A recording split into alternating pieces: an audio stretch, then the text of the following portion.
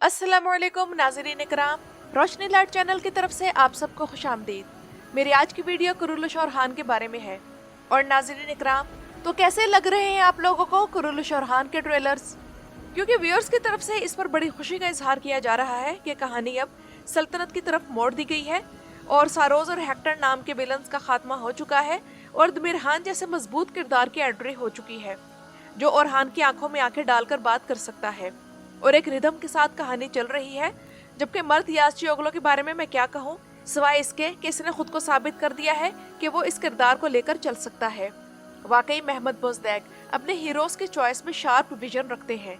और नाज़रीन इकराम, आज की इस वीडियो में बात करेंगे कि महमद बोज़दैक आने वाली किस्त में जो बड़े बड़े तारीखी वाक़यात फिर से दिखा रहे हैं और ये मुसलसल तीसरी किस्त है जिसमें महमद बोज़दैक बड़े बड़े तारीखी वाक़यात की भरमार करने वाले हैं और इज़नी के मुहासरे की तरफ भी पेशकदमी शुरू होने वाली है। इसके अलावा ट्रेलर में ओरहान और अलाउद्दीन की आपस में घोड़ों पर रेस दिखाई गई है, तो इस रेस के पीछे की असल कहानी क्या है ये जानेंगे। और नाज़रीन इकराम, आज की ये वीडियो देखकर आप लोगों को ये मालूम हो जाएगा कि फ्लेवियस का बाप कौन है।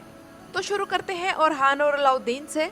तो ओरहान और अलाउद्दीन जो कि इस नई नवीली सल्तनत के दो पर हैं और इनके दरमियान पहले ही मजबूत और बरादराना रिश्ता है जिसमें लड़ाई झगड़े का कोई तस्वुर तक नहीं, और इनका यही रवैया अब हुकूमत के मामले में भी होगा। बल्कि अलाउद्दीन तो अपने भाई का सल्तनत के मामलात में बहुत मददगार साबित होगा। और क्यों ना हो, इस सल्तनत के पहले वजीर आजम अलाउद्दीन ही तो थे।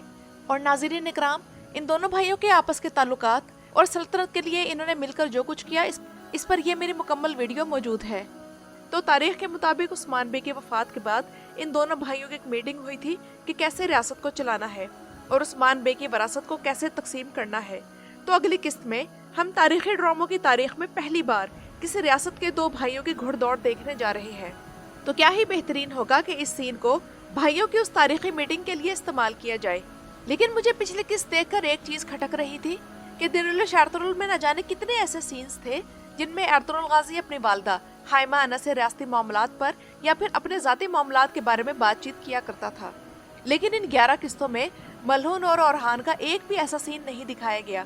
हालांकि मलहून का रियासती मामलात में अमल दखल था क्योंकि वो इस रियासत के अमीर की माँ थी, तो इसलिए इन चीज़ों पर भी फोकस करना चाहिए। इसके अलावा नए ट्रेलर को देखकर बहुत से व्यूअर्स को ये एतराज़ है कि ये क्या मसला है, ओरहान हर वक्त एस्पोर्चा को ही क्यों फॉलो करता रहता है। तो मैं आप लोगों को यहाँ बताना चाहूँगी कि ऐसी बात नहीं है। पिछली किस्त में सारोस को एक्सपोज करने की इन दोनों के मुश्तरका प्लानिंग थी, इस वजह से ओरहान और एस्पोर्चा का आमना सामना हुआ और अब की बार ओरहान एस्पोर्चा को किसी खास वजह से गिरफ्तार करेगा और इस वजह का ताल्लुक ओरहान बे की मुहिम्मात से हो सकता है। यानी कि एस्पोर्चा ओरहान बे के खिलाफ कुछ करने जा रही हो, ना कि उसके साथ मुलाकात करने के लिए। और फिर ओरहान का छापा मारकर एस्पोर्चा को पकड़ने का मामला सिंपल नहीं है और ना ही नीलुफर खातून ये देखकर हसद करने जा रही है। और मेरी पिछली वीडियो के कमेंट्स में मुझे व्यूअर्स ने कहा कि आपने शाहीन शाह के बारे में किसी राय का इजहार नहीं किया। तो जैसा कि मैं आप लोगों को पहले भी बता चुकी हूँ कि शाहीन शाह एक ग्रे कैरेक्टर है जिसके बारे में कुछ भी नहीं मालूम हो पाता कि वो कब क्या करेगा। वैसे तो पिछली किस्त में ओरहान और शाहीन शाह के इस सीन से हम कन्विंस हो चुके थे कि वो ओरहान बे के खिलाफ कुछ नहीं करेगा और फिर ट्रेलर 1 में भी उसने यही कहा। लेकिन ट्रेलर 2 में वो एक दूसरे तुर्क सरदार से कोई बैत ले रहा है, तो ये बात मशकूक है और इसकी स्टोरी लाइन इसी तरह मशकूक ही रहनी चाहिए। दूसरी तरफ इसकी बहादुरी के भी सीन्स आने चाहिए ताकि ये कैरेक्टर बोरिंग या फालतू ना बन जाए और हम इसकी वैल्यू ओरहान बे के साइड पर महसूस करते रहें कि अगर ओरहान बे इसे खो दें तो वो किन मुश्किलात में पड़ जाएंगे। यानी कि कहने का मकसद ये है कि अगर किरदारों को इंट्रोड्यूस करवाया गया है तो उनकी अहमियत भी हमें महसूस होती रहनी चाहिए, ना कि वो सिर्फ एक साइड कैरेक्टर बनकर रह जाए। अब बात करते हैं नाज़रीन इकराम फ्लेवियस की कि उसका बाप कौन है। तो फ्लेवियस के खंजर पर जो निशान था उसके बारे में तो मैं आप लोगों को अपनी पिछली वीडियो में बता चुकी हूँ कि ये किस कौम का था और इससे हम बासानी अंदाज़ा लगा सकते हैं कि फ्लेवियस किसका बेटा होगा। तो नाज़रीन इकराम, इसके बारे में 4 किस्म की प्रेडिक्शंस हैं, जिनमें सबसे पहली प्रेडिक्शन तो यही है कि ये कारा खलील का वही बेटा हो सकता है जिसे बाज़ंतीनियों ने अगवा कर लिया था। तो नाज़रीन इकराम, जिन व्यूअर्स की ये राय है मैं बिल्कुल भी उनसे मुत्तफिक नहीं। और जब कुरुलुश और हान के एपिसोड 4 में ये सिनेरियो दिखाया गया था तभी से व्यूअर्स ने कहना शुरू कर दिया था कि फ्लेवियस ही कारा खलील का बेटा हो सकता है। तो मैंने तब ही इस राय को रिजेक्ट कर दिया था क्योंकि कारा खलील और हान बे का हम उम्र है, यानी कि इन दोनों की उम्र इस वक्त 38 या 40 साल है, जबकि फ्लेवियस भी देखने में लगता है कि इनका एज फेलो होगा, या अगर उसकी उम्र कम होगी तो सिर्फ चंद साल ही कम होगी। तो इस लिहाज से फ्लेवियस कारा खलील का बेटा कैसे हो सकता है? देखने में ही बड़ी अजीब सी बात लगती है कि बेटे के बाल बाप से ज्यादा सफेद हैं। दूसरा इम्कान ये है कि ये साउची का बेटा एर्तुगरुल होगा। और नाज़रीन इकराम, ये बेहतरीन सिनेरियो हो सकता है, इस पर आगे बात करेंगे। यहाँ मैं आप लोगों को तीसरी प्रेडिक्शन ये बताना चाहूंगी कि हो सकता है कि ये किसी ऐसे तुर्क सरदार का बेटा हो जिसकी अभी ड्रामे में एंट्री ना करवाई गई हो, और फिर कहानी के बीच में उसकी एंट्री करवा कर माजी के सारे वाकयात उस तरह दिखाए जाएं जिस तरह तब दिखाए गए थे जब राइटर्स का प्लान बन गया था कि हलीमा को वापस इस सीरीज में लाना है। यानी कि मैं कुरुलुश उस्मान के सीजन 6 की बात कर रही हूँ। और याद करें कि इसी से मिलता जुलता सिनेरियो इल्बाए आल्प का भी था, और हमें सीरीज में बाद में जाकर मालूम हुआ था कि उसकी जो बेटी आयशा है वो इल्बाए आल्प की सगी बेटी नहीं है, बल्कि उसने अपने सरदार को मारकर उसकी बेटी को अगवा कर लिया था। और वो तो असल इल्बाए आल्प ही नहीं था, उसका नाम तो कुछ और था। जबकि फोर्थ ऑप्शन ये हो सकता है कि ये आयगुल और जैरकोताय का बेटा हो, लेकिन ये जैरकोताय का बेटा किस लिए नहीं हो सकता, इस पर आगे जाकर बात करेंगे।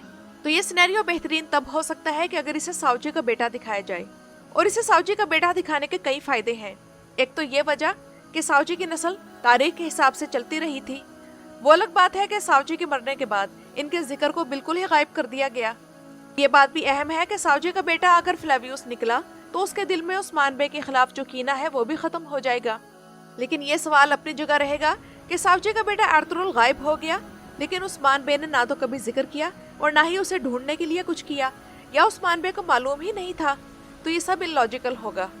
दूसरी बात यह कि अगर ये साउची का बेटा एर्तुगरुल ही हुआ तो इसका मतलब यह है कि लीना खातून ने किसी ऐसे शख्स से शादी की थी जो कि क्रीमिया का तातारी था और एर्तुगरुल का सौतेला बाप था, और ये खंजर सारोज के पास था, तो मतलब सारोज ने उसे भी कत्ल किया था। क्योंकि याद करें कि सारोज ने फ्लेवियस को कहा था कि मैं तुम्हें भी तुम्हारे बाप के पास जहन्नुम में भेजूंगा। तो इस हिसाब से साउची बे को तो सारोज ने कत्ल नहीं किया था, तो अगर ये एर्तुगरुल हुआ तो यकीनन वो उसका कोई सौतेला बाप होगा जिसे सारोज ने कत्ल किया होगा, और फिर उसके बेटे को बाज़ंतीनी कमांडर मोज़ल्लान ने अपनी गोद ले लिया होगा और उसकी परवरिश की होगी।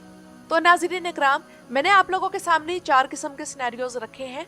ये सिनेरियो बेहतरीन तब रहेगा कि अगर ये किसी तुर्क सरदार का बेटा हो, या फिर क्रीमिया के तातारियों के शाही खानदान से ताल्लुक रखता हो, या ये कि ये साउची बे का बेटा एर्तुगरुल हो।